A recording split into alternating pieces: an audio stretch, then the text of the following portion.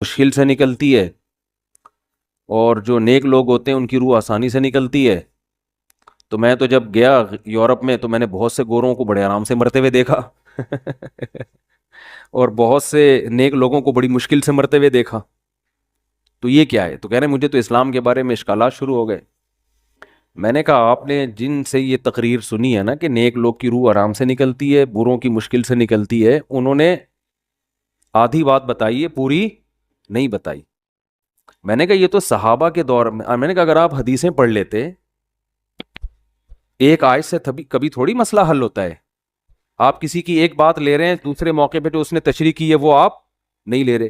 میں نے کہا معاذ اللہ، اگر کسی کی کوئی موت کی کسی کو بہت تکلیف ہو رہی ہے، یہ اس معاذ اللہ اس کے برے ہونے کی علامت ہے، تو یہ تو پھر کفر ہے. احادیث میں آتا ہے کہ آپ صلی اللہ علیہ وسلم کو موت کی تکلیف دوسروں سے زیادہ ہوئی ہے. آپ صلی اللہ علیہ وسلم فرمایا اوعکو کما یوعکو رجلان منکم، مجھے بخار میں اتنی تکلیف ہوتی ہے جتنی تم میں سے دو آدمیوں کو ہوتی ہے. آپ پر جب بیماری آتی تھی نا، آپ کو تکلیف دوسروں سے زیادہ ہوتی تھی.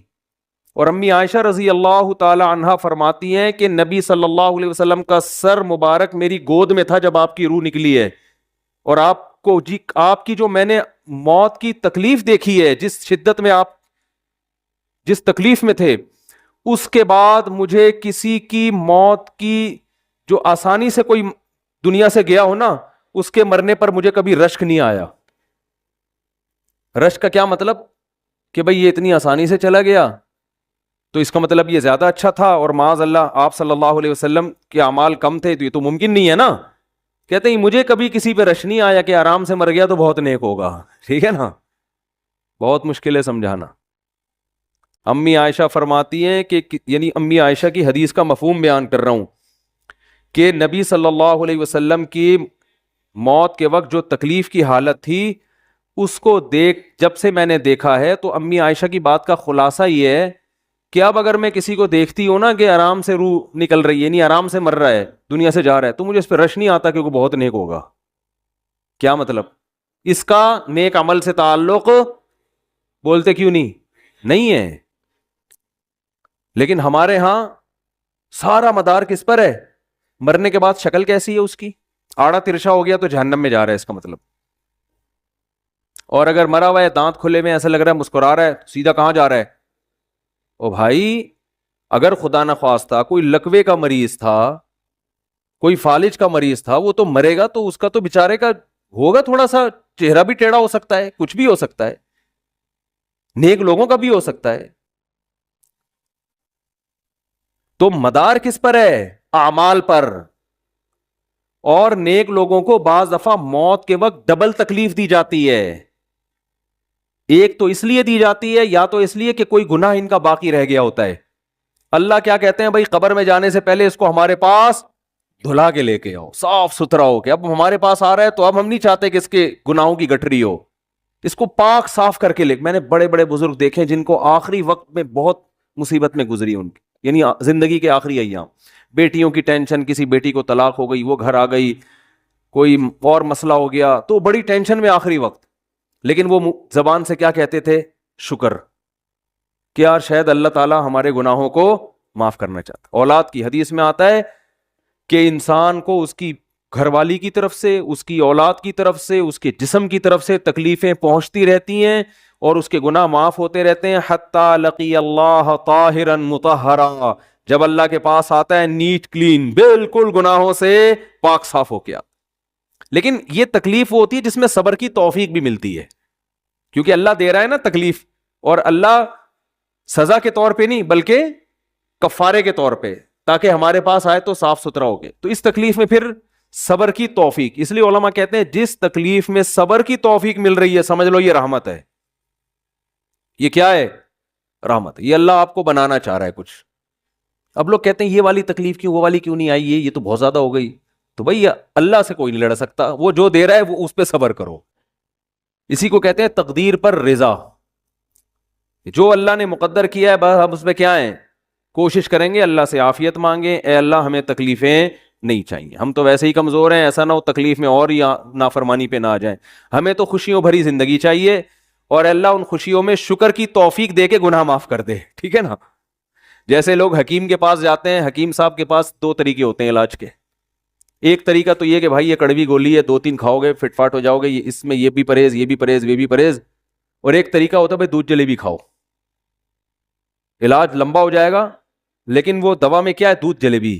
تو آپ کہتے ہو بھائی یہ دودھ جلیبی والا مجھے دے دو, ٹھیک ہے لمبا علاج کروا لوں گا, فائدہ دیر سے ہوگا, لیکن میں یہ کریلے کا جوس نہیں پی سکتا. تو ہم نالائق لوگ ہیں. شکر سے بھی انسان کے ترقی ہوتی ہے, تو اللہ سے یہی مانگنا چاہیے اللہ ہمیں نعمتیں دے, تکلیفوں سے بچا اور شکر کی توفیق دے تاکہ ہمارے درجات بلند ہو. تو شکر کے بھی تو بڑے فضائل ہیں نا. تو مانگنے تو کیونکہ عبدیت اور غلامی کا تقاضا یہ ہے کہ اللہ سے عافیت مانگی جائے, لیکن اللہ تکلیف دے دے تو اس پہ صبر. تو ہمارے نبی صلی اللہ علیہ وسلم کو ہاں یا تو اس لیے تکلیف ہوتی ہے گناہ معاف, یا اس لیے کہ درجات بلند. اللہ چاہتا ہے کہ بھئی یہ دنیا آزمائش کی جگہ ہے, جب آخرت میں آنا تو اتنا تجھے نوازوں. تو ہمارے نبی صلی اللہ علیہ وسلم جنت میں آخرت میں سب سے اعلیٰ مقام کس کا ہوگا؟ سید الانبیاء محمد صلی اللہ علیہ وسلم کا, حضرت آدم سے بھی زیادہ, نوح علیہ السلام سے بھی زیادہ.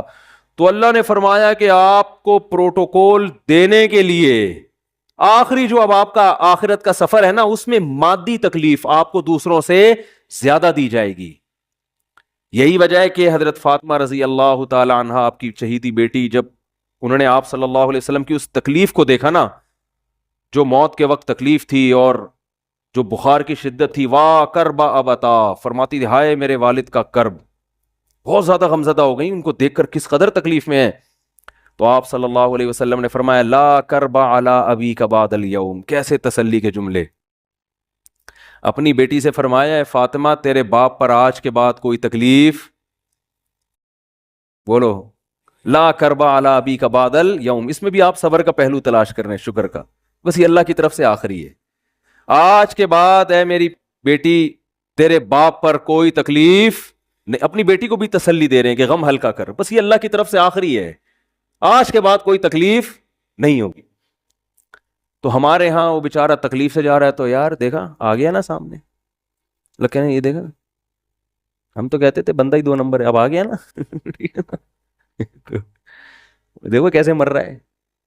اور پیغمبروں کو تکلیف تو دی جاتی ہے, لیکن کوئی ایسا عیب نہیں ہوتا, ایسی بیماری نہیں ہوتی جو لوگوں میں معیوب سمجھی جاتی ہو.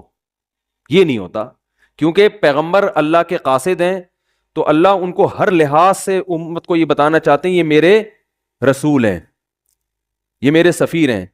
تو کوئی بھی ایسی چیز جس کی وجہ سے لوگوں کو ان سے نفرت ہو, یا طبعی نفرت جو انسان کے اختیار میں نہیں ہوتی, تو اللہ ایسی بیماری اور ایسی تکلیف سے بچاتے ہیں ان کو.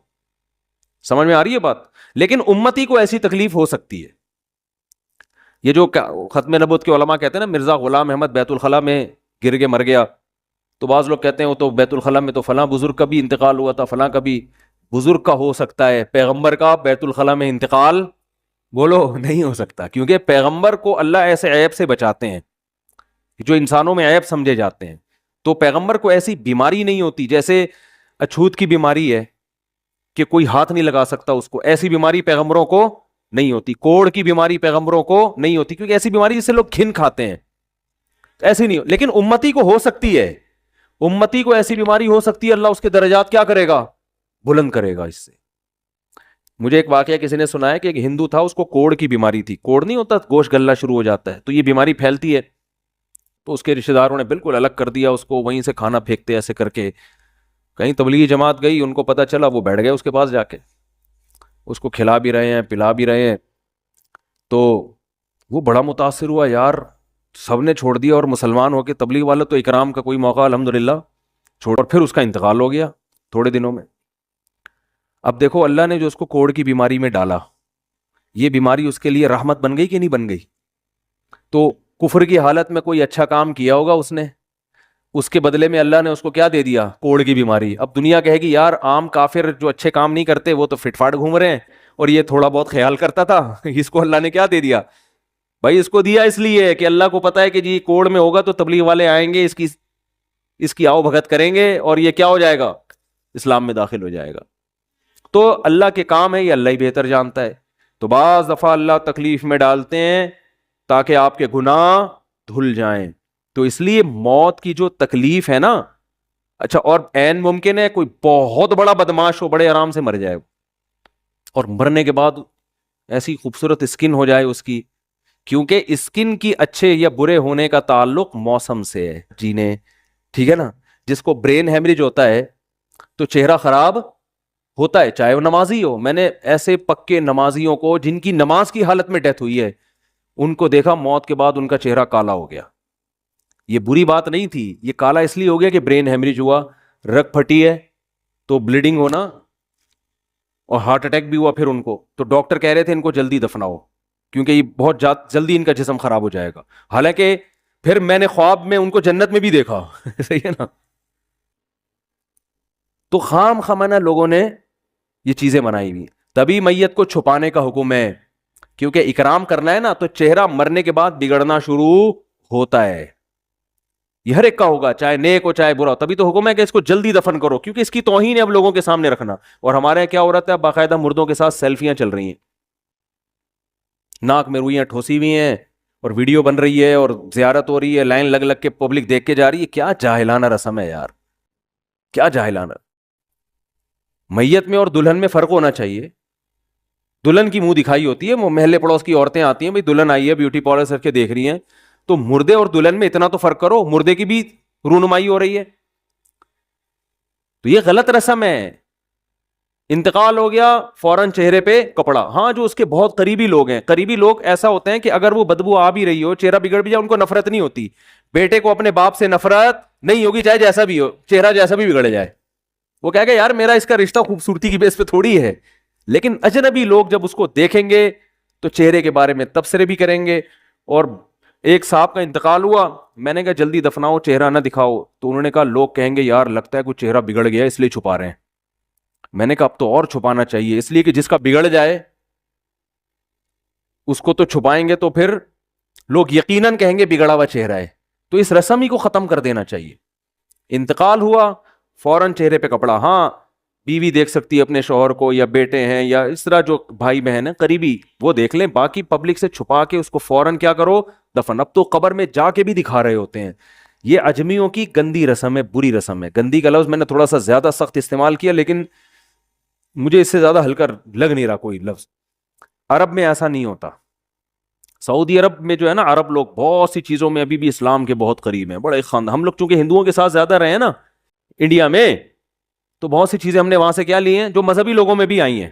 عرب میں یہ سسٹم نہیں ملے گا. آپ عرب میں جب تک زندہ ہے احترام, ادب, تمیز. انتقال ہو گیا فوراً سے پہلے دفنایا, قبر پہ تختی بھی نہیں لگاتے. وہ جائز ہے تختی لگانا, لیکن وہ بھی نہیں لگاتے. کہہ رہے ہیں اب اس کو تختیوں کی ضرورت نہیں ہے, اب دعاؤں کی ضرورت ہے.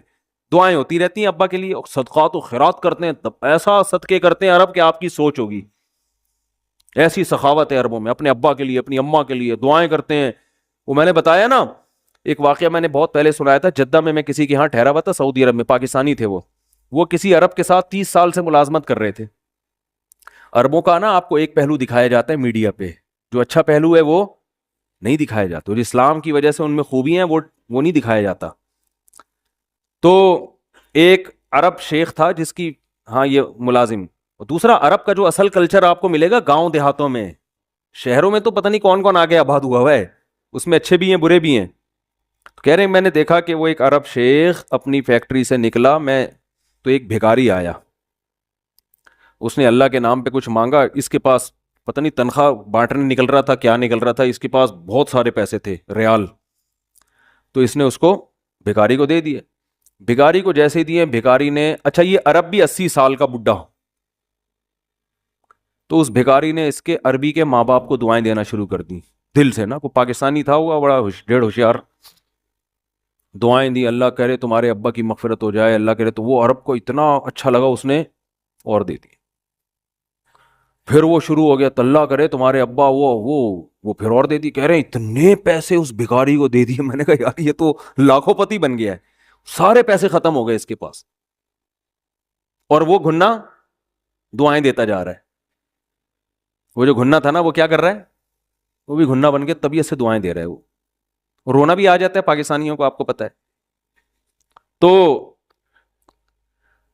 کہہ رہے ہیں وہ چلا گیا, پیسے ختم ہو گئے. سر بھی نے کہا اگر یہ میرے پاس اور بھی پیسے ہوتے نا, یہ دعائیں دیتا رہتا میں پیسے. بعض ایسے جذبات ہو جاتے ہیں نا انسان کے کہ اس کو لگتا ہے کہ شاید یہ دعا قبول ہو رہی ہے, بعض دفعہ ایسی کیفیات آ جاتی ہیں انسان کے اوپر. تو وہ پاکستانی تھے جنہوں نے مجھے واقعہ سنا, کہہ رہے ہیں یار ان کے اندر کوئی ان کے قریب رہے نا تو بعض چیزیں ان میں بڑی خاندانی. عربوں میں ماں باپ کا بہت احترام ہے, بہت. جتنے کسٹمر کے ساتھ بدتمیز ہوتے ہیں نا, باپ اور ماں کے ساتھ اتنے ہی اچھا سلوک کرتے ہیں. ایسا نہیں ہے جیسے زبان چلا دی اور یہ کر دیا. باپ بیٹھا ہوگا سب چپ کر کے آرام سے بیٹھے ہوں گے کہ باپ یہ بول بیٹا رہا ہے. ہمارے یہاں بیٹا باپ لگ, میں تو لوگوں سے پوچھتا ہوں یہ پہلے کیوں, کہ مجھے ایسا لگ رہا ہے آپ کا بچہ آپ سے پہلے پیدا ہو گیا, یعنی وہ باپ بنا ہوا ہوتا ہے. ٹھیک ہے نا, باتیں ایسے کر رہا ہوتا ہے کہ جو بیٹا ہے وہ باپ لگ رہا ہے, جو باپ ہے وہ بیٹا لگ رہا ہے. تو خیر کہاں سے کہاں بات چلی گئی, کیا بات کر رہا تھا. ارے یار یہ تو موضوع کو کوئی پکڑ کے رکھے, یہ بہت بڑی جاہل پیر کی بات تو میں نے شروع کی تھی, شیطان ہوا وغیرہ سب ہو گیا. ہاں یہ بات چل رہی تھی کہ موت کی تکلیف اگر کسی کو ہوتی ہے, میں یہ بتا رہا تھا کہ اسلام کی باتیں اللاجیکل بات اسلام نہیں کرتا. ہاں مذہبی لوگ بعض دفعہ ایسی باتیں کر کے لوگوں کو بیوقوف بنا دیتے ہیں, قرآن کی آیتوں کی غلط تفسیر کر لیتے ہیں کہ بھئی وہ اتنی تکلیف سے مرا اس کا مطلب وہ جہنم میں جائے گا, وہ نیک آرام سے مر گیا. تو قرآن و سنت سے ملتا ہے کہ نیک لوگوں کو موت کی تکلیف بہت دفعہ ہوتی ہے, زیادہ بہت دفعہ نہیں بھی ہوتی. اب یہ نہیں کہ کوئی آرام سے مر گیا تو آپ کہیں سیدھا جہنم میں گیا, اس کو تو تکلیف ہی نہیں ہوئی, یہ بھی ضروری نہیں ہے. ٹھیک ہے, اس کو بولیں یہ اللہ کی رحمت ہے, اچھا گمان رکھنا چاہیے نا کہ بھئی یہ اللہ نے پہلے ہی دھلا دیا اس کو. تو یہ جو موت کی تکلیف جس کو قرآن میں آتا ہے نا کہ برے لوگوں کو موت کی تکلیف ہوتی ہے, وہ روح نکلنے کی ہے, کہ جب عالم برزخ کی طرف روح جاتی ہے اور اس کو برزخ کی چیزیں نظر آنا شروع ہوتی ہیں تو پھر روح چاہتی نہیں ہے کہ میں جسم سے جدا ہوں, لیکن فرشتے اس کو کھینچ کے نکالتے ہیں. تو یہ عالم برزخ کی چیز ہے, اس کا اس مادی زندگی سے تعلق نہیں ہے. مادی زندگی میں تو کسی کے یہاں گولی مارو گے نا, ٹھا کر کے گئی, نکل گئی, مر گیا. اور کسی کو کیما بنا کے مارو گے تڑپا تڑپا کے تو تڑپ تڑپ کے مرے گا وہ. مادی زندگی میں کسی کو آگ میں پھینکو گے تو جل کے مرے گا, چاہے نیک آدمی ہو. اور کسی کی گردن اڑاؤ گے تلوار سے تو 1 منٹ میں کیا ہو گیا, ختم. لیکن جو اس کی روح نکل رہی ہے, خدا کے پاس جا رہی ہے, وہ منظر نافرمان کا بہت ہی بھیانک ہوتا ہے. اور نیک آدمی کی روح ایسے پرواز کرتی ہے, وہ اس کی تکلیف ہے. اور اس پہ میں ایک واقعہ بھی سنا چکا ہوں, دوبارہ نہیں سناؤں گا, کہ کیسے دنیا میں بھی اس کے مشاہدات ہوئے ہیں لوگوں کو, کہ کیسے ان کو آخرت کی چیزیں نظر آنا شروع ہو گئی ہیں اور وہ باتیں کر رہے ہیں, باقاعدہ بتا رہے ہیں فروح و ریحان و جنت نعیم. جو قرآن میں آتا ہے نا, فرشتے آتے ہیں اور اس کی روح قبض کرتے ہیں, تو وہ بعض دفعہ اللہ دنیا میں بھی دکھا دیتے ہیں. مفتی طارق مسعود صاحب کے بیانات سننے کے لیے youtube.com/مفتی طارق مسعود کو سبسکرائب کریں, اور اگر آپ لائیو ویڈیو کو کبھی بھی مس نہیں کرنا چاہتے ہیں تو سبسکرائب کرنے کے بعد بیل آئیکن پہ کلک کرنا مت بھولیں. جزاک اللہ.